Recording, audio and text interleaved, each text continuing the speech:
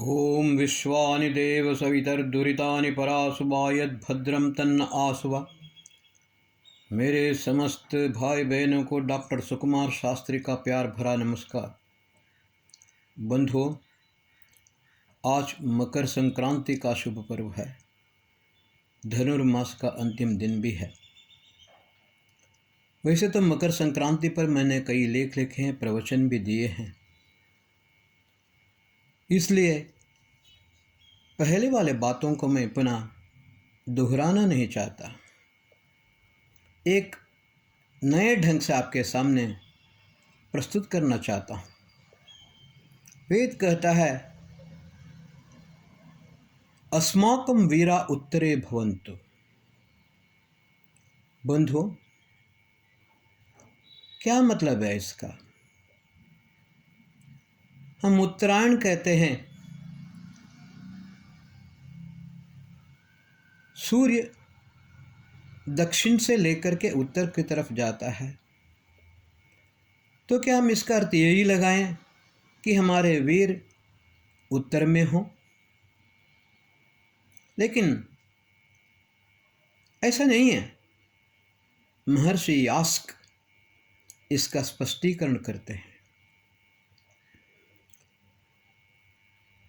वीरो वीरयत्यमित्रान् वेतेर्वा स्यात् गतिकर्मणो वीरयतेर्वा। यहाँ पर पहला शब्द आता है वीर। वीर का तात्पर्य क्या है? वीरयति अमित्रान्, शत्रुओं को नष्ट करे, देशद्रोहियों को प्रताड़ित करे, धर्म, संस्कृति, संस्कार, इतिहास, ज्ञान विज्ञान को जो नष्ट करता है उसको दंडित करे, वो होता है वीर।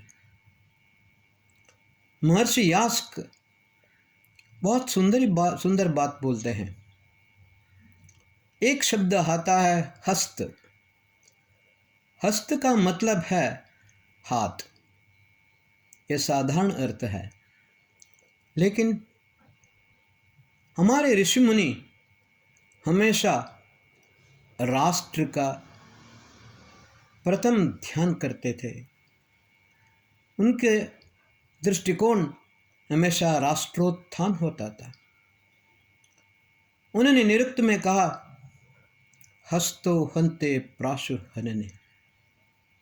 भगवान ने तुमको दो हाथ दिए हैं, वो केवल दान देने के लिए और कर्म करने के लिए नहीं है।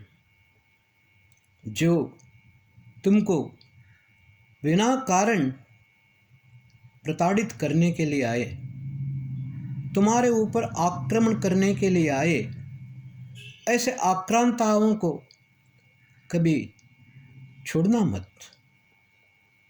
उसको एक हाथ से रोकना और दूसरे हाथ से ऐसा मारना, कभी वो दोबारा आक्रमण करने की हिम्मत न रखे, हिम्मत न करे। वो होता है वीर।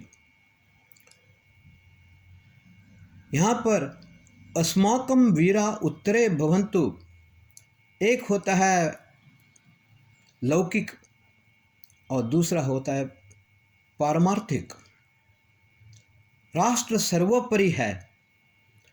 सबसे पहले हमें राष्ट्र धर्म को समझ लेना चाहिए।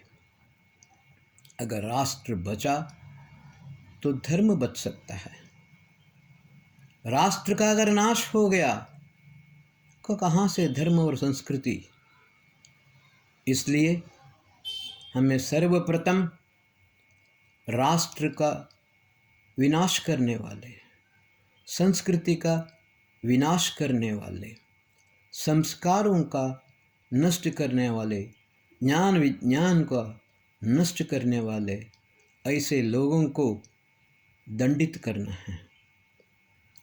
प्रथम सब प्रकार से राष्ट्र की उन्नति करने के लिए, राष्ट्र की ऐक्यता के लिए राष्ट्र का समुचित रूप से संगठित करना है। राष्ट्र का मतलब होता है राज्य दीप्तौ,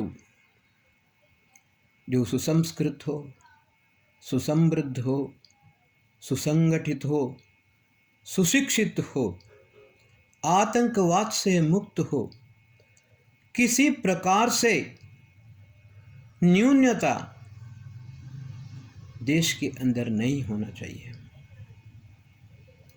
तभी वो राष्ट्र कहलाता है।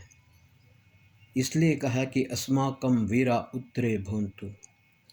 राष्ट्र को संगठित करने के लिए सर्वप्रथम समस्त नागरिकों को, राष्ट्र के प्रजा को, विशेष रूप से वर्तमान काल में प्रत्येक हिंदू को वीर होना ही चाहिए।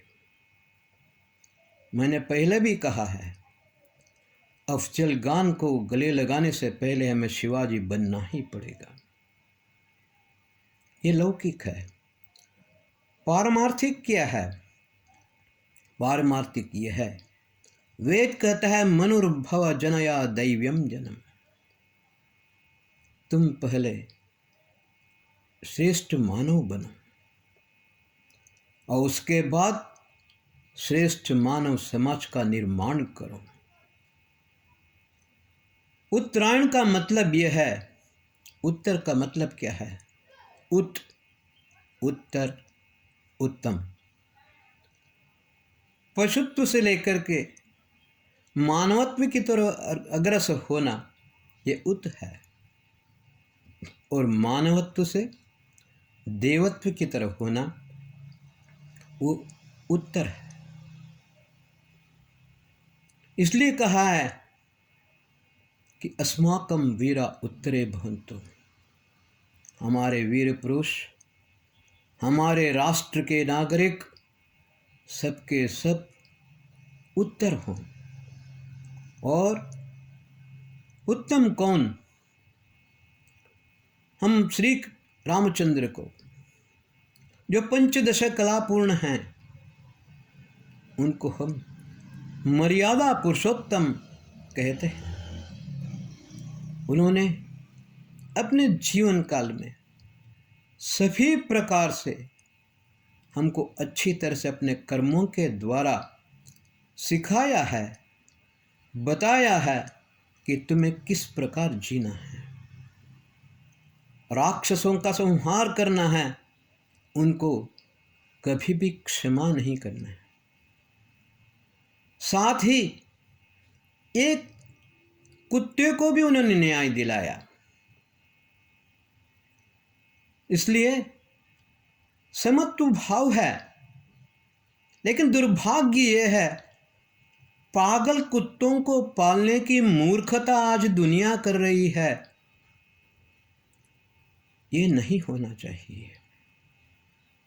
श्री कृष्ण षोडश कलापूर्ण हैं,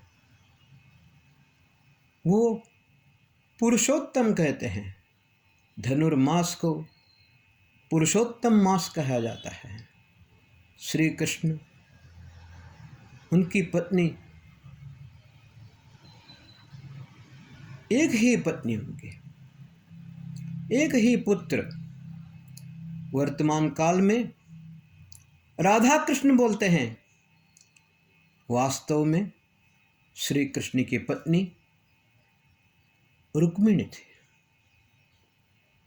और पुत्र, एक ही पुत्र प्रद्युम्न था।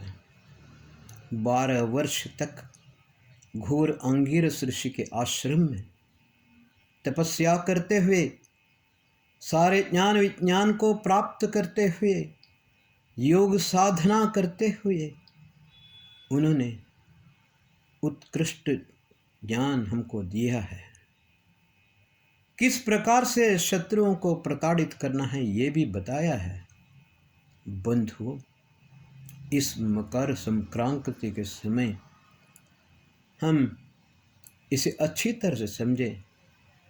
मर्यादा पुरुषोत्तम श्री रामचंद्र और पुरुषोत्तम श्री कृष्ण, उन लोगों ने हमको अपने जीवन में हर पल किस प्रकार जीवन जीना है हमको सिखाया है, उस सीख को अपने जीवन में गांठ बांध लेनी चाहिए।